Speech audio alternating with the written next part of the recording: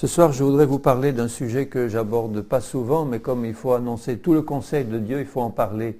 Et il faut en parler aussi autour de nous. Je vais vous parler de l'enfer et du jugement. Donc c'est un message qui normalement s'adresse en priorité à des païens, à ceux qui ne sont pas convertis.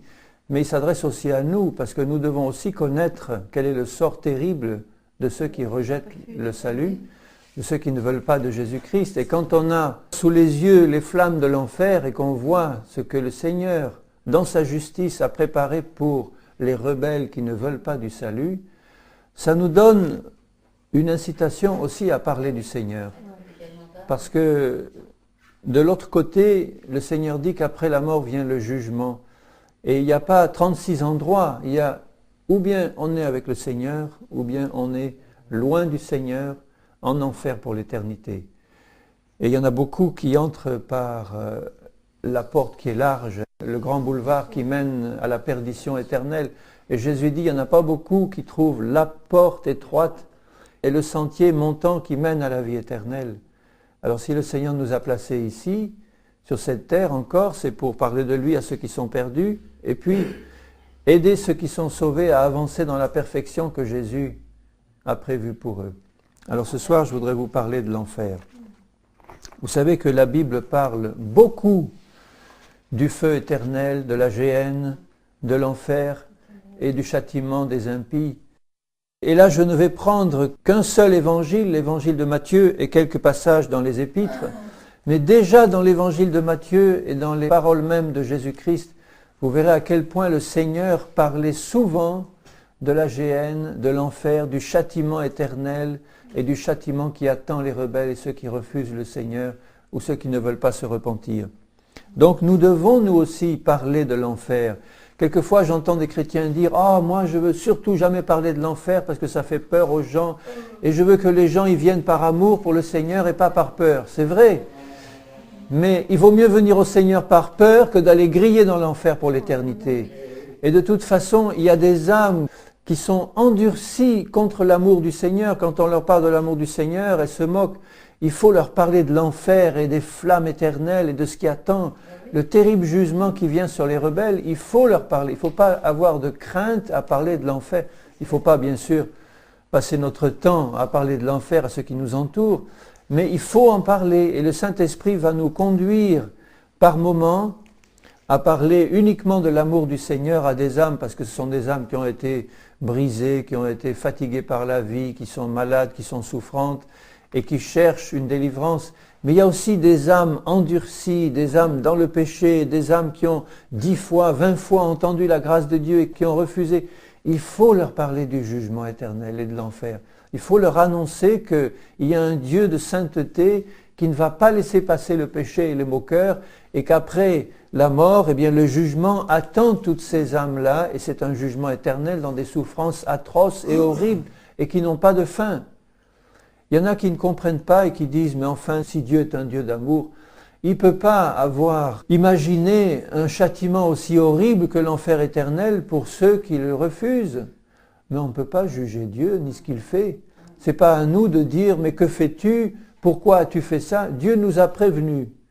Il nous a dit « Il y a un jugement, il y a un enfer. » Et ça rend le paradis et le ciel encore plus désirables. Parce que quand on voit les merveilles que Dieu a prévues pour ses enfants, pour ceux qui acceptent le Seigneur, les merveilles du nouveau ciel, de la nouvelle terre, de la nouvelle Jérusalem et de l'éternité avec Dieu, et combien c'est simple d'accepter le Seigneur par la foi et de rejeter toute notre vie de péché pour nous tourner vers lui. Invoquer le nom du Seigneur et on est sauvé. Et quiconque invoquera le nom du Seigneur, mais d'un cœur sincère, sera sauvé.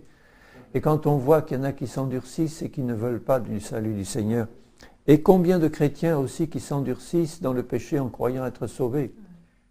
C'est terrible. Je dirais que c'est presque encore plus terrible ça, parce qu'il y a des églises où on endort les chrétiens, où on les endort avec toutes sortes de pommades et de fausses doctrines, et où les enseignements ne sont pas conçus pour garder les chrétiens éveillés au Seigneur. On les endort avec un enseignement sur le salut éternel qui n'est pas du Seigneur du tout, On leur dit, mais une fois que tu as ton salut, eh bien tu es sauvé pour l'éternité, tu es sous la grâce de Dieu, tu peux faire n'importe quoi. Après tout, si tu te sépares de ta femme, si tu vas en trouver un autre, si tu vas boire de la drogue maintenant et te saouler, eh bien tu as accepté Jésus comme ton Seigneur et Sauveur, tu es toujours sous la grâce du Seigneur. Ce genre d'enseignements-là, ce sont ceux qui viennent du plus profond de l'enfer, et ce sont ces enseignements-là qui envoient des milliers d'âmes en enfer. On peut perdre son salut si on renie le Seigneur, si on retourne dans le monde à ce qu'on a vomi. Eh bien le Seigneur nous reniera et nous rejettera aussi. Il est fidèle pour ne jamais rejeter ceux qui viennent à lui. Mais il est dit que si nous renions le Seigneur, lui, il nous rejettera aussi. Si nous le rejetons, eh bien il ne peut pas nous imposer son salut de force. Donc il faut parler de ça. Il faut parler de ça. Alors je lirai dans l'évangile de Matthieu ce qui est dit sur la colère à venir. Nous savons que Dieu est un Dieu de grâce. Et je veux toujours revenir à la grâce du Seigneur, parce que c'est la grâce de Jésus qui nous fait échapper à la colère à venir. Mais ça veut dire qu'il y a une colère qui vient sur les fils de la rébellion qui ne veulent pas du plan du Seigneur. La grâce est donnée par Dieu pour nous en faire sortir, comme un don gratuit. Mais il y a une colère qui vient, et dans Matthieu 3, on voit dans le ministère du prophète Jean-Baptiste, un ministère vraiment de prophète qui prêche la repentance et qui demande à ceux qui vivent dans le péché de se repentir. C'est la prédication de l'évangile au départ, la prédication de Jean le Baptiste, la prédication de Jésus dès le départ, la prédication des apôtres, des disciples, ça a été dès le début, repentez-vous, repens-toi, repentez-vous, prêchez la repentance et le royaume de Dieu. Il n'y a pas d'entrée dans le royaume de Dieu sans repentance. Et si Dieu nous demande de prêcher la repentance, c'est qu'il est possible à tous les hommes de se repentir. Parce que le Saint-Esprit est répandu dans la terre entière actuellement et qu'il pousse dans la bonté de Dieu les hommes à se repentir. Ça veut dire que le Saint-Esprit est là à côté de tout pécheur pour le pousser dans sa grâce à se repentir de ses péchés. Donc lui montrer que ce sont des péchés et puis lui dire maintenant que tu as compris que c'est un péché, demande pardon à Dieu. Dans sa grâce, il va te pardonner complètement. Le sang de Jésus va effacer tous tes péchés. Le Saint-Esprit va rentrer en toi et te purifier entièrement. L'eau du baptême, l'eau du Saint-Esprit, tout ça sont des moyens que le Seigneur a donnés pour se purifier, pour que nous soyons purifiés par le Seigneur. Il nous veut purs. Il nous veut un temple saint pour abriter son esprit. Et donc, il commence son message en disant « Repentez-vous ». Il dit dans Matthieu 3 et au verset 8 « Produisez du fruit digne de la repentance et ne prétendez pas dire en vous-même « Nous avons Abraham pour père ». Car je vous déclare que de ces pierres, Dieu peut susciter des enfants à Abraham. Déjà la cognée est mise à la racine des arbres. Les arbres, là, ce sont les hommes. Les hommes sont comparés à des arbres. Nous sommes tous des hommes avec des racines et la cognée de Dieu, elle est placée à nos racines. Et il est dit que tout arbre qui ne produit pas de bons fruits sera coupé et jeté où? Au feu. Il n'est pas dit qu'il sera évaporé dans le néant ou qu'il disparaîtra. Il est dit tout arbre qui ne produit pas du bon fruit sera coupé le jour du jugement et jeté où? Au feu. Et c'est un feu, nous savons lequel. C'est le feu de l'enfer, c'est le lac de feu, c'est l'éternité en enfer avec le diable et ses anges et le faux prophète qui seront là tourmentés pour toute éternité. Et là, le critère que Dieu dit, c'est porter du bon fruit. On ne peut pas porter du bon fruit en dehors de Jésus-Christ. C'est lui le cep, il faut qu'on soit attaché au cep pour qu'on porte du fruit. Et c'est là le message de Jean le Baptiste. Tout arbre qui ne porte pas du bon fruit sera coupé et jeté au feu. Et il annonce comment nous pourrons porter du bon fruit. Moi, je vous baptise d'eau pour vous amener à la repentance, mais celui qui vient après moi est plus puissant que moi. Je ne suis pas digne de porter ses souliers. Lui, il vous baptisera du Saint-Esprit et de feu. Il a son vent à la main, il nettoiera son aire, il amassera son blé dans le grenier, mais il brûlera la paille. La paille, ce sont les rebelles, ce sont ceux qui refusent d'être purifiés par le Saint-Esprit que Dieu envoie pour purifier le monde. Et il dit là que la paille sera brûlée dans le feu qui ne s'éteint pas. C'est terrible, hein? Le jugement de Dieu vient sur les rebelles qui n'acceptent pas son salut. Et Dieu nous prévient clairement qu'il y a un feu qui ne s'éteint pas et que dans ce feu seront jetés tous les rebelles. La paille, c'est ce qui reste, il n'y a pas de fruit là-dedans, hein. Le bon fruit, il sera engrangé dans le ciel du Seigneur. Dans Matthieu 5, juste à côté, au verset 22, et rappelons-nous que dans ce sermon sur la montagne, Jésus enseigne ses disciples, hein. Ce sont les disciples qui l'enseignent. Et il parle à ses disciples en leur disant, au verset 22, « Mais moi je vous dis que quiconque se met en colère contre son frère mérite d'être puni par les juges, que celui qui dira à son frère « Raka » mérite d'être puni par le Sanhédrin, et que celui qui lui dira « Insensé, fou » mérite d'être puni par le feu de la géhenne. Vous vous rendez compte ce que dit le Seigneur à ses disciples? Il dit, si tu gardes de l'animosité, de la colère, de la haine dans ton cœur contre ton frère, et puis on voit que le reste de l'enseignement de la parole, c'est contre quiconque. C'est pas seulement contre ton frère, c'est contre quiconque. En un sens, tous les hommes sont frères dans la chair, hein. Il dit là que celui qui se met en colère contre son frère est un meurtrier qui mérite d'être puni par le feu de l'enfer. Parce que Jésus sait très bien que cette colère-là, c'est une colère meurtrière, c'est une colère qui a poussé Caïn à tuer son frère Abel. Donc c'est un esprit de meurtre qui se manifeste et nous savons que tous ceux qui sont au Seigneur ne peuvent pas être animés par un esprit de meurtre. Nous avons l'esprit du Seigneur qui est un esprit d'amour. Jésus nous demande de nous aimer les uns des autres. Le signe numéro 1 que nous appartenons au Seigneur, c'est l'amour qui met dans nos cœurs. L'amour qui est capable de supporter les injustices, ce qui nous est fait comme mal. C'est le béaba de la vie chrétienne, supporter l'injustice sans avoir de l'amertume, de la colère, de l'animosité. Et là, bien-aimés, il faut que nous, chrétiens qui avons accepté le Seigneur, nous puissions veiller attentivement sur nos pas pour ne jamais garder la moindre amertume, la moindre colère, la moindre animosité contre quiconque.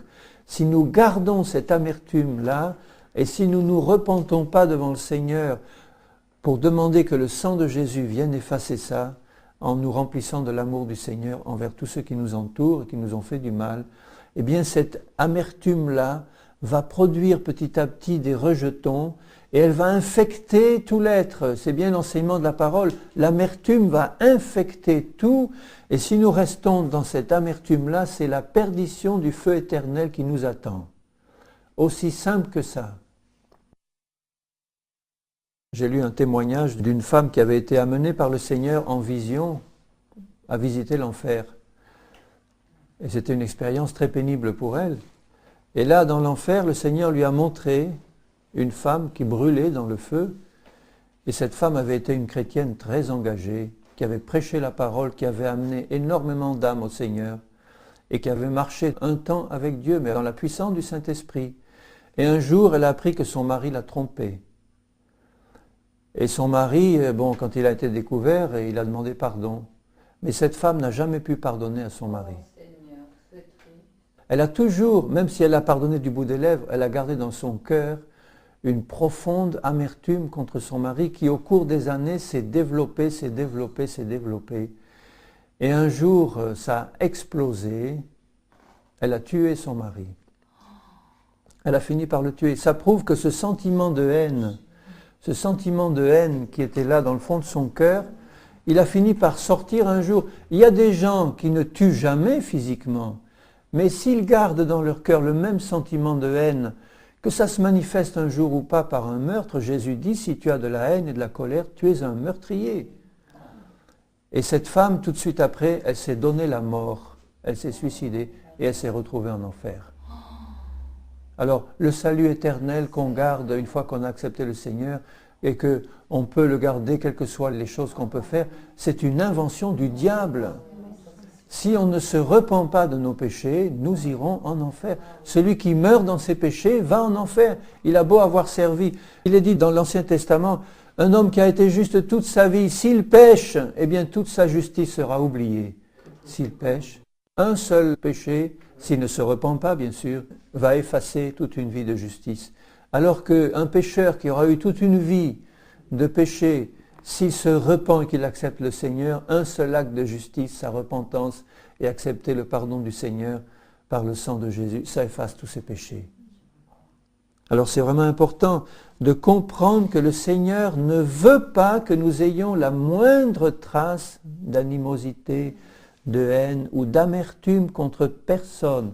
On a été blessé par des gens, on a été blessé par des chrétiens, on a été blessé par des membres de nos familles. Il y en a qui ont eu des traitements très durs.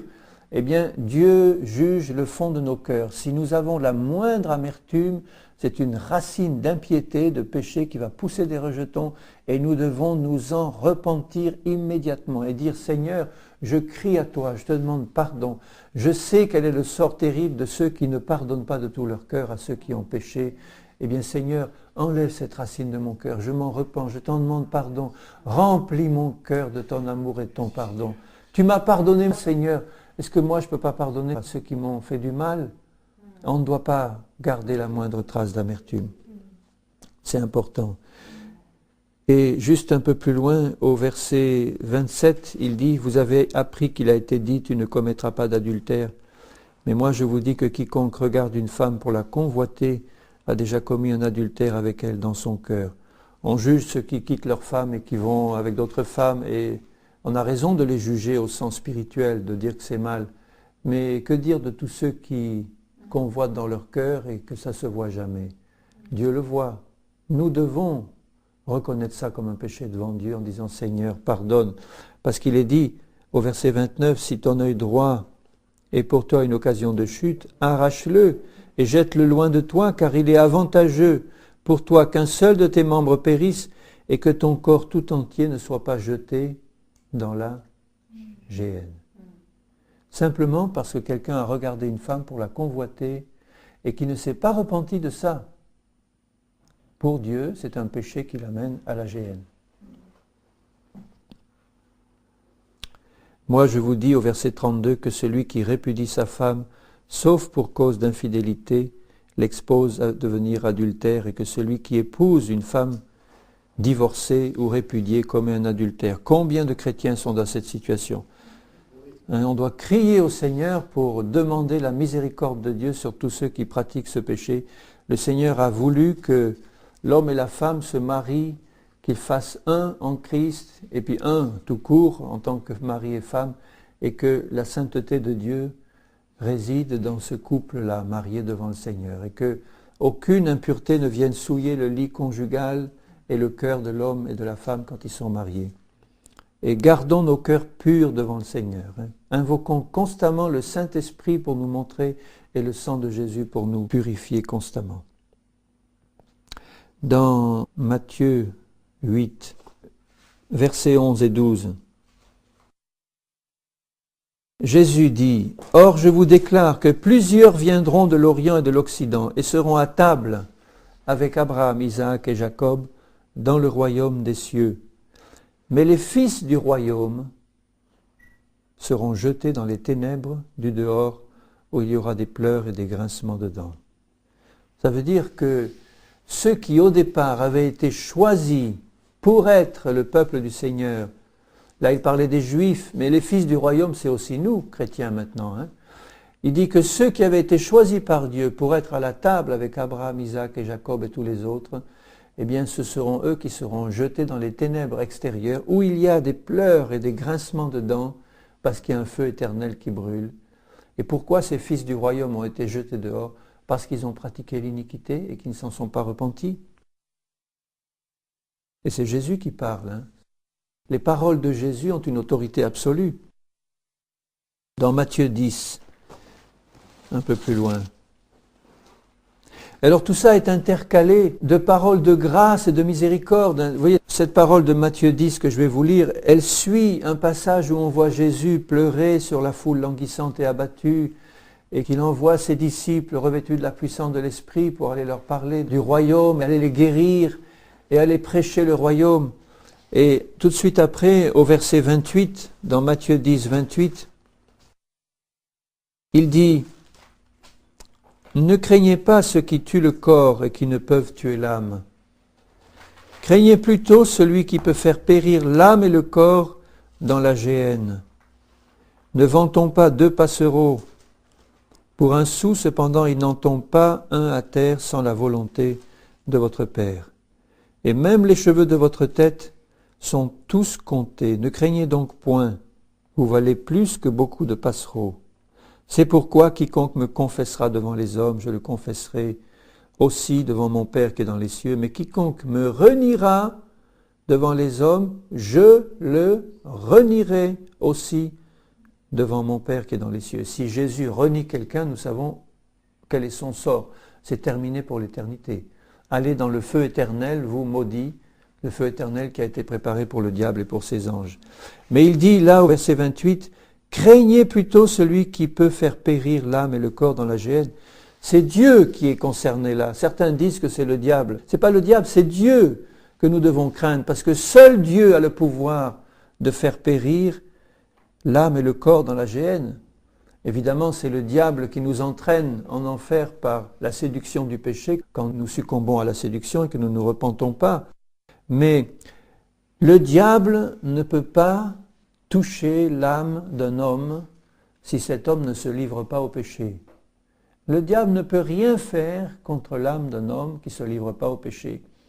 Alors que c'est Dieu qui est le juge suprême sur le trône et c'est lui qui envoie en enfer. C'est Dieu qui est le juge sur le trône et c'est lui qui décide. C'est lui qui décide de toutes les âmes qui viendront devant lui un jour, devant le grand trône blanc. Eh bien toi, oui, ton sort c'est pour le ciel, ton sort c'est pour l'enfer. Allez, l'âme et le corps est tout entier en enfer, l'âme, le corps, l'esprit tout entier dans le ciel. C'est Dieu qui décide ça. Le diable n'a rien à voir dans cette décision. Le diable est l'instrument de la perdition, mais ce n'est pas lui le juge suprême. Et il est dit que nous devons craindre le Seigneur. Craindre dans le bon sens, c'est-à-dire, Seigneur, je sais que tu es un Dieu plein d'amour et de miséricorde et que je peux compter sur ton pardon, ta grâce. Je peux confesser mon péché de tout mon cœur et tu es là. Tu me corrigeras s'il le faut, mais tu me tiens dans ta main, dans ton amour.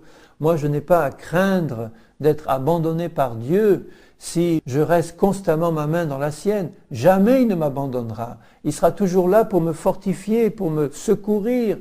Mais si moi, il vient de le dire, je le renie, celui qui le renie, il le reniera.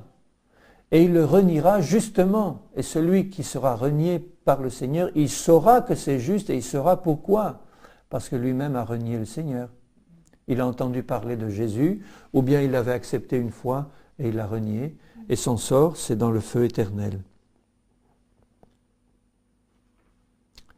Celui qui conservera sa vie la perdra. Un peu plus loin dans Matthieu 13,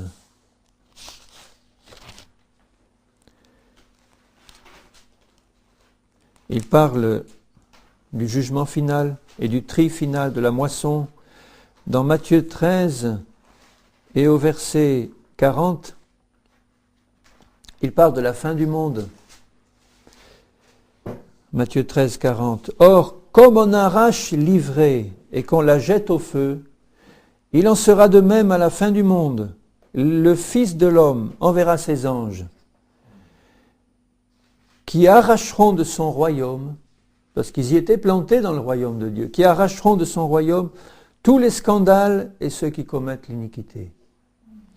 Et ils les jetteront dans la fournaise ardente où il y aura des pleurs et des grincements de dents. Alors les justes resplendiront comme le soleil dans le royaume de leur Père, que celui qui a des oreilles pour entendre, entende.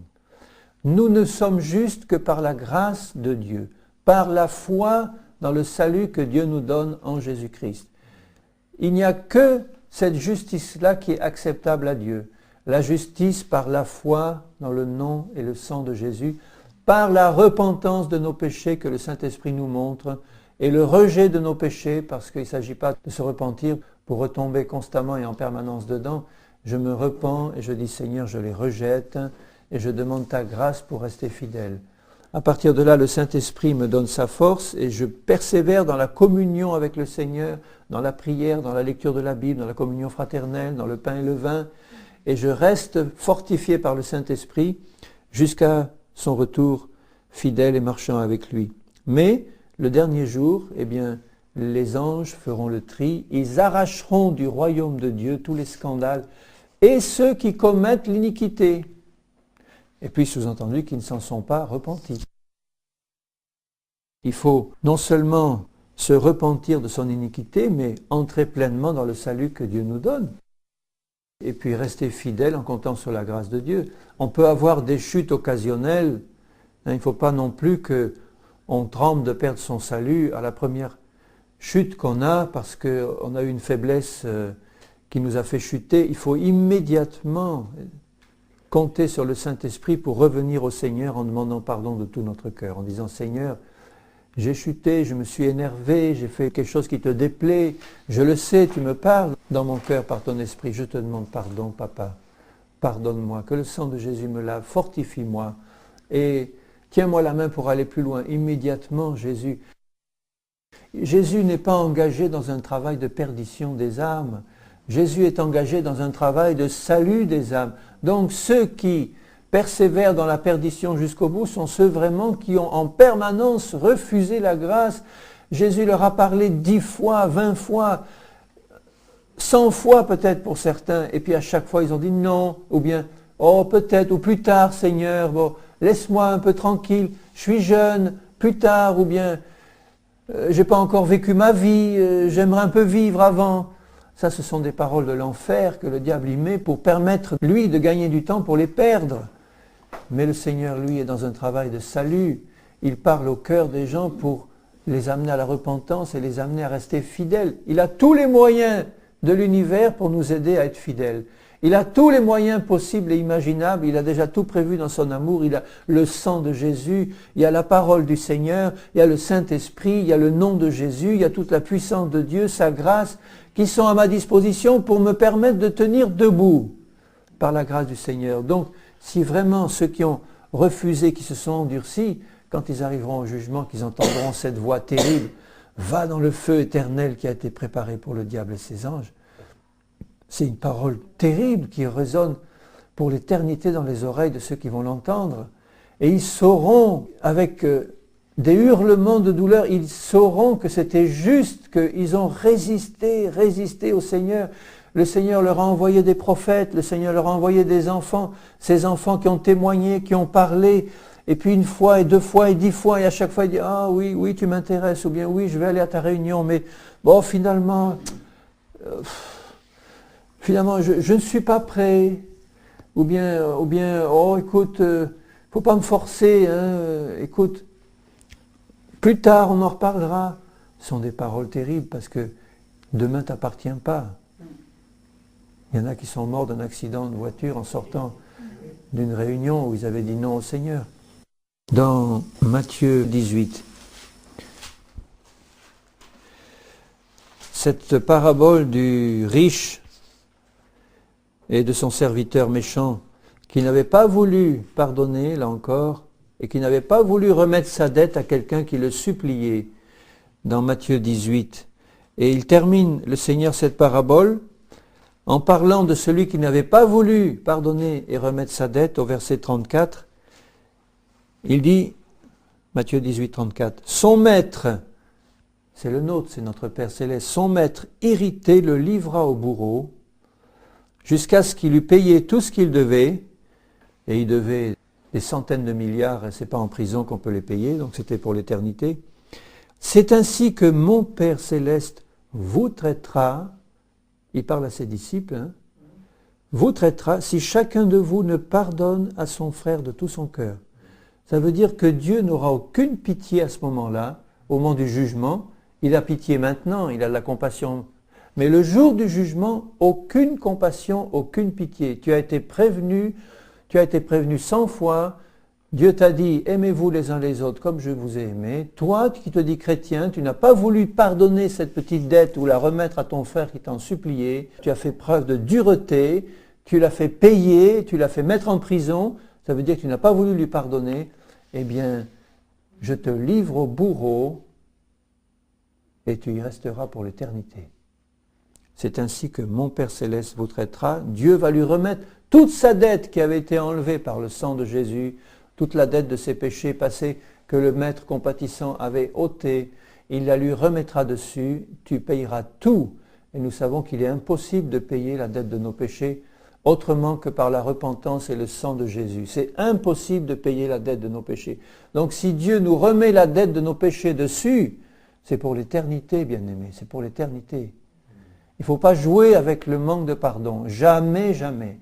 Il faut que ce soit planté dans nos cœurs de chrétiens, là je parle aux chrétiens, que jamais nous ne devons nous permettre de ne pas pardonner de tout notre cœur à quelqu'un qui nous a fait du mal, ou à quiconque, jamais. Pas la moindre trace de haine. Dis Seigneur, sonde-moi, sonde mon cœur, montre-moi si j'ai la moindre trace de haine envers mon père, ma mère, mon frère, ma sœur, mes enfants, peu importe, enfin, quiconque, vivant ou mort, même des morts, il y a des gens qui haïssent encore des morts. Eh bien, jamais la moindre trace de haine. Seigneur, pardonne-moi, purifie-moi par le sang de Jésus, remplis-moi de ton amour, Seigneur. Donc ceux qui ont de la haine encore dans leur cœur, ce sont ceux qui veulent la garder. Et ça, c'est terrible. On ne doit pas garder et vouloir garder la moindre haine, la moindre animosité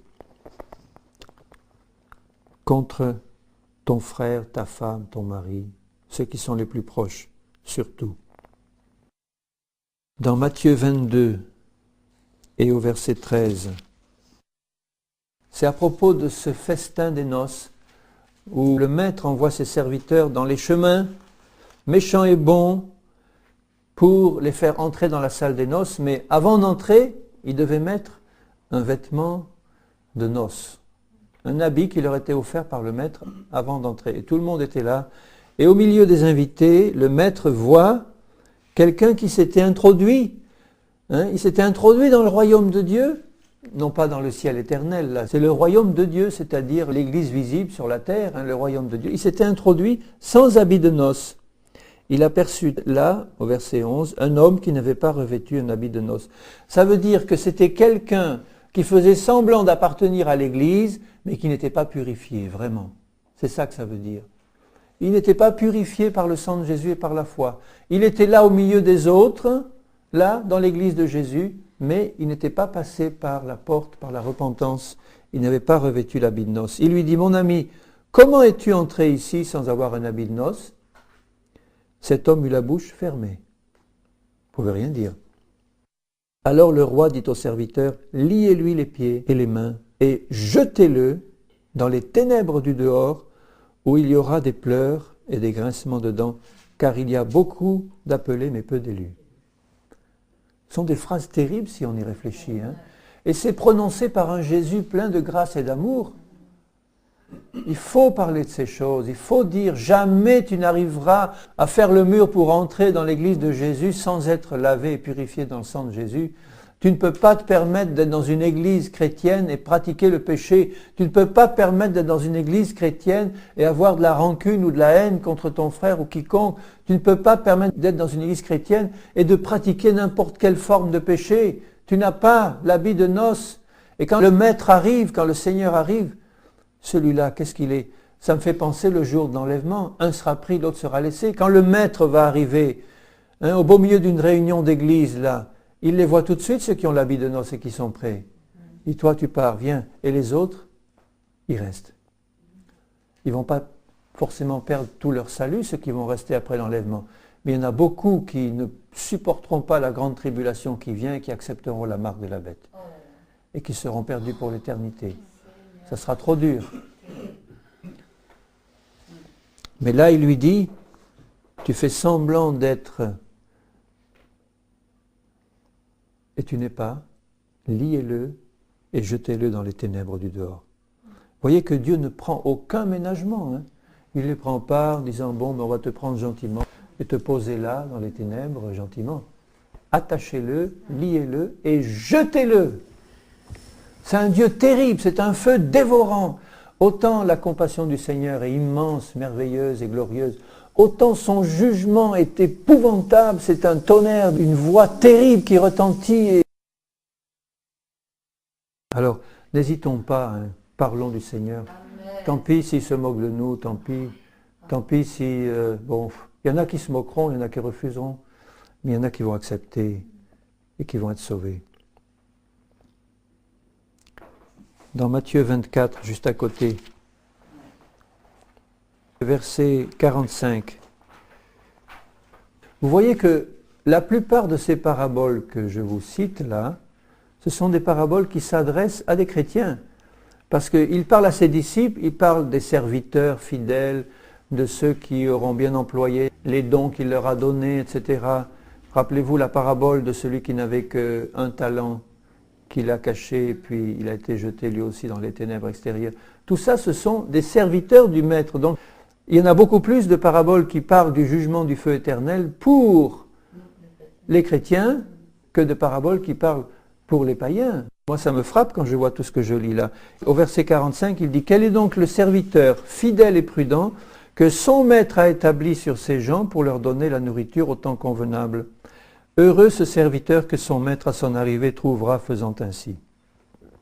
Je vous le dis en vérité, il l'établira sur tous ses biens. » Et au verset 48, il dit « Mais si c'est un méchant serviteur, il est serviteur de son maître, qui dit en lui-même, mon maître tarde à venir. » Voyez le chrétien tiède, l'église de Laodicée, qui dit, finalement, ça fait 2000 ans qu'on en parle, du retour du Seigneur, il tarde un peu, mais enfin bon, c'est pas demain la veille. Et s'il se met à battre ses compagnons, s'il mange et boit avec les ivrognes, le maître de ce serviteur viendra le jour où il ne s'y attend pas. Oui, il ne prévient pas le Seigneur, il nous a prévenus déjà. On est déjà prévenu, mais il ne va pas taper à la porte une minute avant pour dire « Écoute, j'arrive dans une minute, repens-toi » au moment où personne n'y pensera. On doit être prêt maintenant. Il viendra au moment où il ne s'y attend pas et à l'heure qu'il ne connaît pas, il le mettra en pièces. Et il lui donnera sa part avec les hypocrites, c'est là qu'il y aura des pleurs et des grincements de dents. Vous vous rendez compte, le sort, ce n'est pas un Jésus plein de douceur et d'amour qui va agir à ce moment-là. C'est un Dieu de justice, un terrible feu dévorant qui va prendre les rebelles et qui va les mettre en pièces, qui va les livrer à Satan, qui va les livrer au feu, qui va les livrer au tourment éternel où ils vont être rongés par des vers qui ne brûlent jamais dans ce feu, par des flammes qui vont leur dévorer en permanence leur chair, puisqu'ils vont ressusciter, pour aller avec leur corps dans les flammes. Ils y vont tout entiers, esprit, âme et corps, dans les flammes éternelles, les perdus. Ils vont aussi ressusciter les justes pour la vie éternelle et les perdus pour la perdition éternelle, avec leur corps et tout. Et dans les flammes, ce sont des corps qui vont brûler sans jamais connaître la mort. Ils vont hurler en disant « je veux la mort, je veux disparaître, je veux la mort ». Et puis ça ne va jamais se passer, ce sera des douleurs en permanence, des flammes qui vont ronger leur chair, des vers qui vont ronger leur chair. Et là, ils vont y être jetés avec le diable, le faux prophète et tous ces démons-là. Imaginez un peu l'éternité dans ces conditions. Il y aura des pleurs et des grincements de dents. Et combien vont dire « Ah oui, je regrette le moment, je regrette. Si j'avais écouté un tel qui me parlait du Seigneur, si j'avais écouté ce tract qui me parlait de la... Alors Seigneur, viens maintenant, je veux me repentir, Seigneur, maintenant. » Trop tard, trop tard. Et ça sera une voix de tonnerre qui dira trop tard. Ce ne sera pas la voix douce du Seigneur, ce sera une voix de tonnerre, trop tard. Au chapitre 25, juste à côté, il parle des vierges folles et des vierges sages. Encore une fois, les vierges représentent l'Église. Les vierges sages étaient remplies du Saint-Esprit, elles avaient un vase plein d'huile, des provisions qui leur permettaient de tenir jusqu'au bout. Les vierges folles, elles avaient de l'huile, elles étaient vierges, elles avaient de l'huile qui représente le Saint-Esprit, mais elles n'en avaient pas assez pour tenir jusqu'au bout. Leur lampe s'est éteinte, ça veut dire qu'elles n'étaient pas assez remplies du Saint-Esprit. Et pourquoi elles n'étaient pas assez remplies du Saint-Esprit? Parce qu'elles n'avaient pas demandé au Seigneur. Parce que Dieu donne son Saint-Esprit avec abondance à ceux qui le demandent. Où elles allaient chercher de l'huile, c'était trop tard là encore. Au verset 10, pendant qu'elles allaient en acheter, l'époux arriva. Celles qui étaient prêtes entrèrent avec lui dans la salle des noces et la porte fut fermée. Plus tard, les autres vierges vinrent et dirent « Seigneur, Seigneur, ouvre-nous » Mais il répondit, je vous le dis en vérité, je ne vous connais pas. Veillez donc, puisque vous ne savez ni le jour, ni l'heure à laquelle le Fils de l'homme viendra.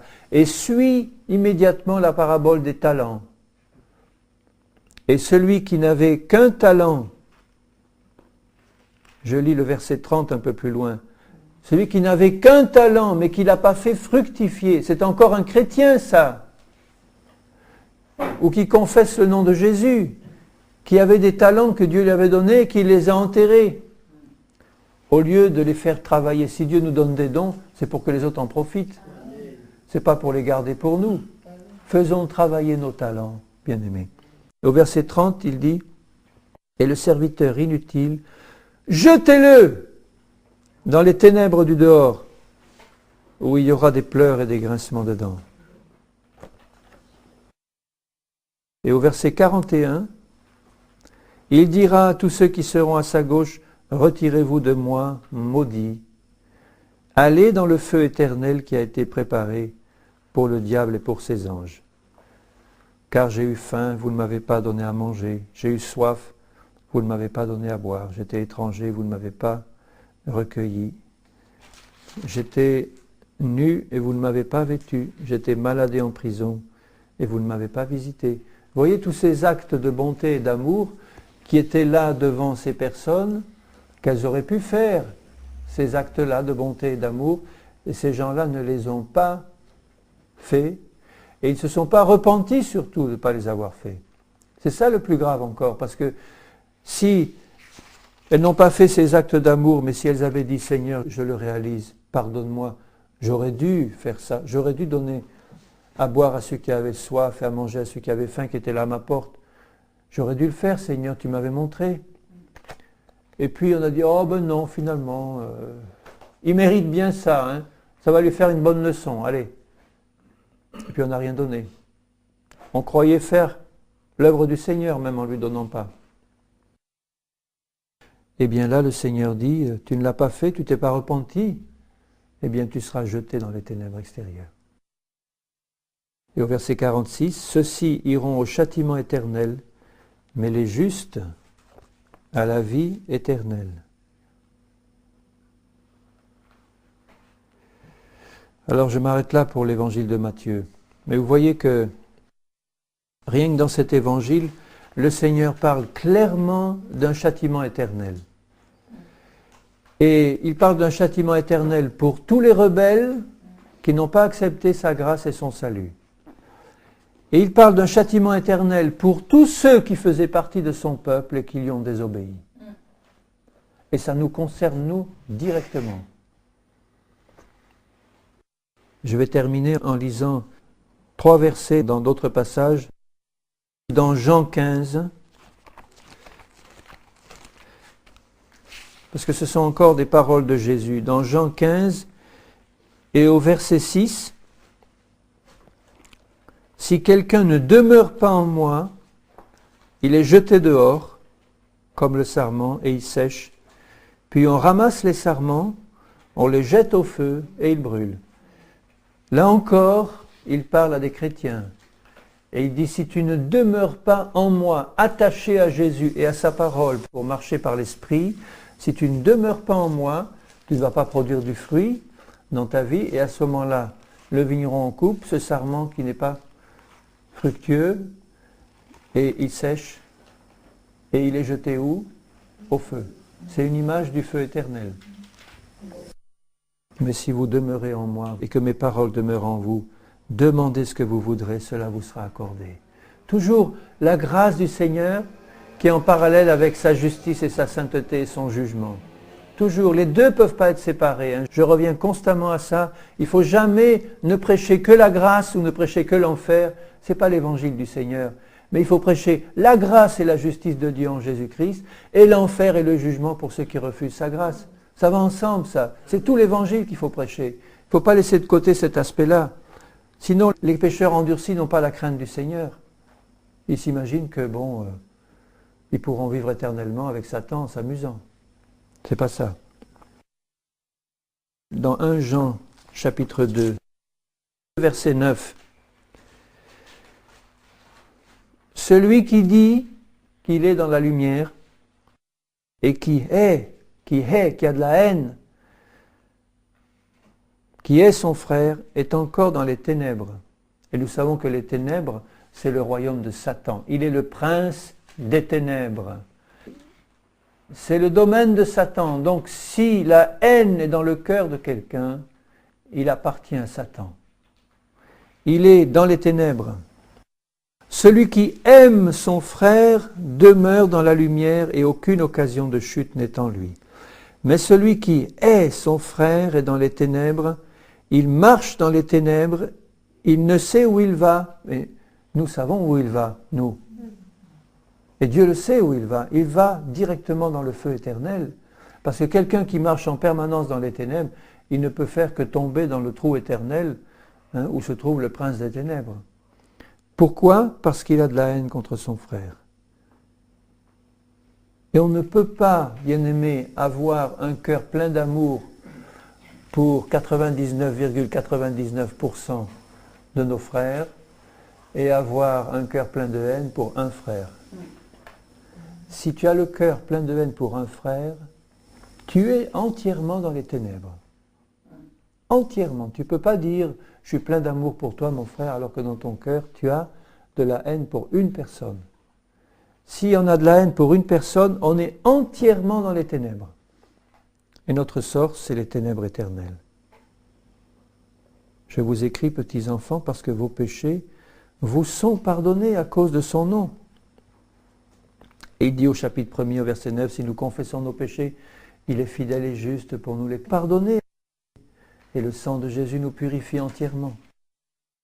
Donc vous voyez que ceux qui ne sont pas purifiés par le sang de Jésus, ce sont ceux qui veulent rester dans les ténèbres. Le Saint-Esprit leur parle et leur dit, mais tu ne te rends pas compte que tu as de la haine encore. Tu as encore de la haine dans ton cœur contre... Il y en a qui me disent, oh mais c'est pas de la haine ça, c'est juste un peu d'animosité. Mais moi je leur dis, c'est de la haine. Appelle ça comme tu dois l'appeler. Parce que l'amour ne s'irrite pas. L'amour excuse tout. L'amour n'est pas impatient.